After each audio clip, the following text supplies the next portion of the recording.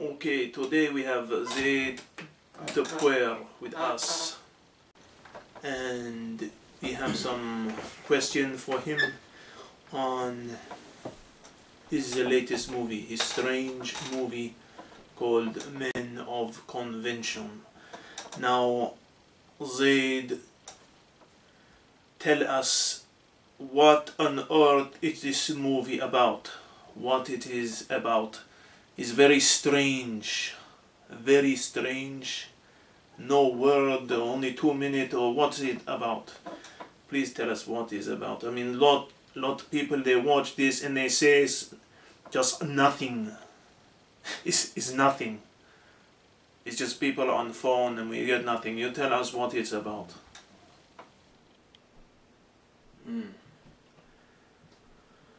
My aim in this film was to portray an image, to give an expression of a subculture, of people of purpose, to give an impression of organization and orchestration, networks of people who have important work to do, and they go about their business in parallel to all the other groupings and activities in society. And so I think I was relatively successful in that,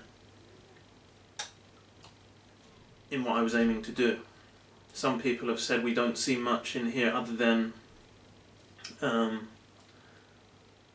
people meeting up and communicating through cell phones, through mobile phones, and okay, that's what you're seeing, but this is often the only thing that you're seeing when very important things are going on or unimportant things are going on.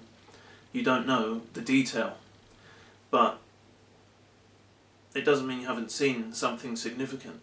The whole idea of this type of activity that I was portraying is that you don't know, but the strong likelihood was that something important was happening. Something was being planned, something was being enacted. There was a systematic effort to do something. Now, do we know the nature of what was happening? No, the viewer doesn't know. They don't know whether it was of a paramilitary nature, whether it was of a criminal nature, whether it was of a religious nature or a political nature, or a religious and a political nature. Obviously there are certain signs that it was there was a religious motivation involved. Their beards, for instance, they're shaking hands, but I mean, shaking hands, a lot of people do that. But what I was doing was portraying an artistic, a socio-psychological image that I left deliberately open to interpretation, so that the viewers can make up their own mind what story they are seeing. This was the whole objective. I didn't want to give it detail to narrow it down so it became a monologue or a dictatorial declaration by the director, but rather I wanted people to look at it and think whatever they want. You can paint a picture, and you can paint a picture on the screen through making a movie, and you can leave it open to people. You don't have to have a very specific objective. You can have a general feel that you're trying to convey, and I was very pleased with the feel that I conveyed, and I think a lot of people have watched it and they've seen purpose in it. They've seen an indication of purpose. They've seen an indication of synchronization, of orchestration, of behind the scenes commanding or activity, communication. And you know, this was in 2 minutes and 20 seconds and a lot was packed in there. There's symbolism packed in there, but there's a very clear impression packed in there. So I'm pleased with it. I think everything worked well. Even the imperfections, they worked well.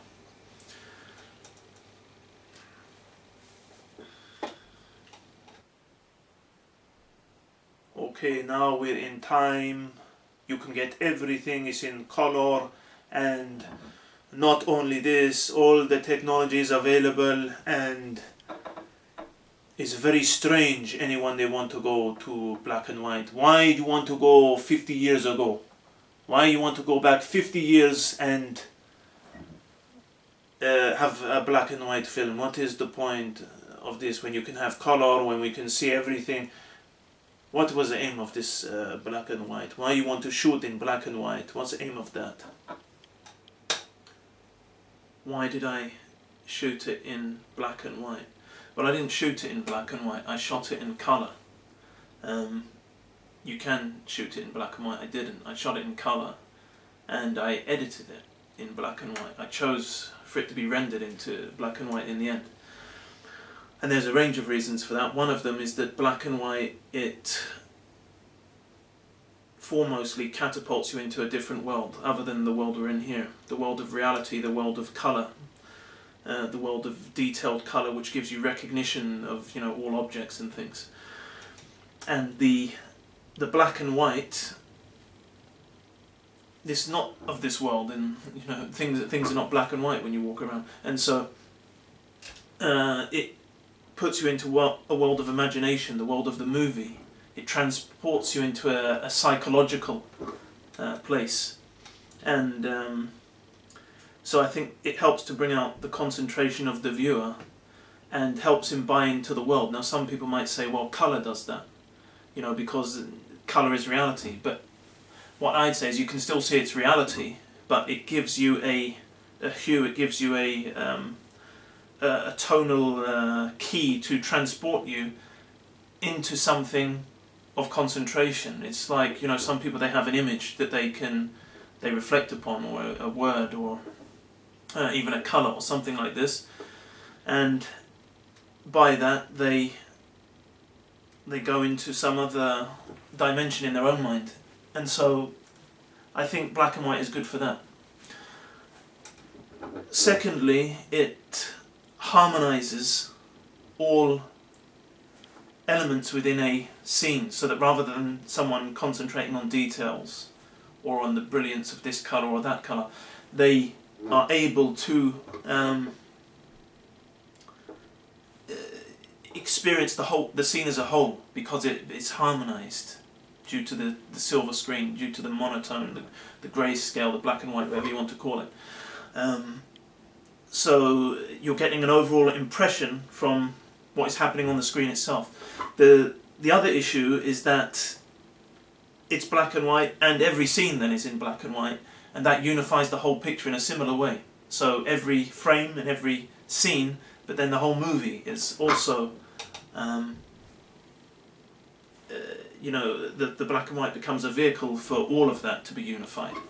So that every scene is linked to the next, not just by the fact that there's a linear thing going on, but also because of the colour impression that you're impacting on the emotions, the eyes, you know, the heart and the mind.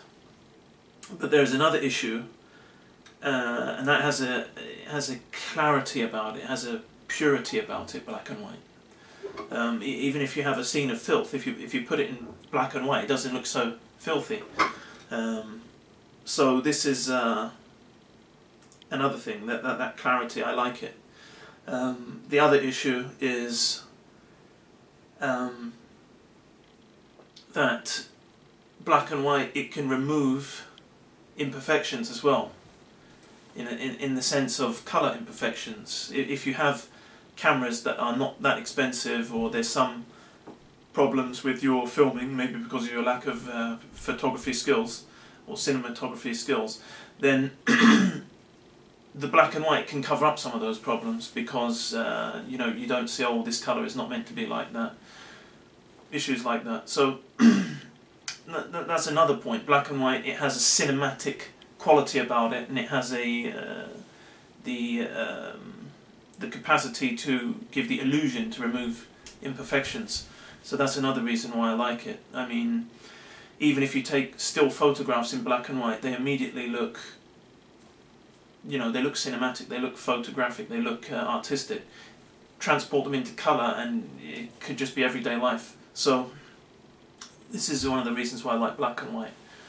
Black and white has a symbolism as well associated with it culturally, of of clarity, not just the clarity of the picture, but I mean black and white. You say it's black and white when you say as a figure of speech to say this is or a metaphor to say this is clear, right and wrong. So that's another reason why I like black and white. But also there are those shades of grey in there, so that gives many levels of of journeying into a picture.